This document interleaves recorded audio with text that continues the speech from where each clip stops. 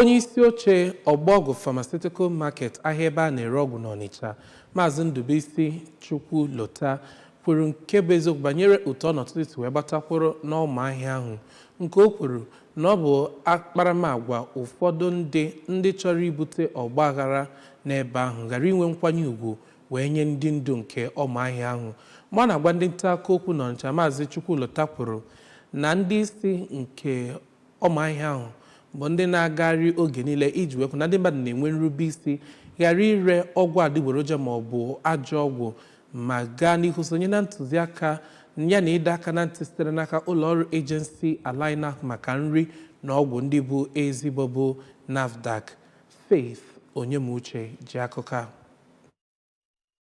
Dịka onye isi ahịa si kwu, nnyocha ha kwụsịrị mgbe ha rutere n'ụlọ ahịa otu nwaanyị na-ere ọgwụ onye ya na di ya bụ Maazị Chibueze Ifejiọfọ jụrụ ka ha nyochaa ha. Ọ kpọrọ Maazị Ifejiọfọ na otu Maazị Manuel Ọzọemena aha si na ha bụ ndị na-eme mkpọsa megide ọchịchị ahịa ugbu a ọbụlagodu tupu NAFDAC bịara rụọ ọrụ ha, sịkwa na ihe na-akpali ha bụ ọdịmma onwe ha. N'otu nzaghachi ngwa ngwa, Maazị Chibueze Ifejiọfọ n'aha otu Justice for Ogbo si na onye isi ahịa na ndị otu ya abụghị ndị na-eme nnyocha ọgwụ, kama ha na-akpasu ndị ahịa iwe ka ha kwụọ ụgwọ nchekwa ewepụtara ọhụrụ nke bụ 1,000 naira kwa ọnwa ebe ha na-akwụbu 300 naira. O kwuru na o kwesịghị ka ha kwụọ ụgwọ maka ọnwa atọ ahịa ahụ mechiri emechi ebe ndị ahịa enweghị ike nzụ ahịa n'oge ahụ.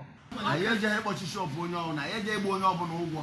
Ndị ọzọ anyị butesịrị aka na shọpụ bụ onwe onye anyị gbara ụgwọ, onwe onye anyị gburu ọntụ gị bịa kọwara anyị dizi eji nweta ahịa na shọpụ gị. O mezie ihe nri na ọnụkwụrụ ehe eme onye ahụ eme ya, o nwere onye anyị gbara ụgwọ. Na ọ dị-eme akaụntụ ndị nọ nọgo na nwe mgbe o kweta emeela ya akaụntụ na ọ ga-agba ọnakọta ọmakarịa ya ego sekuriti anyị na-akwụ 300 ọnakọta amakarịa ya 1,000. Site na Ọnịcha, Faith Onye n'akụkọ ụwa ABS.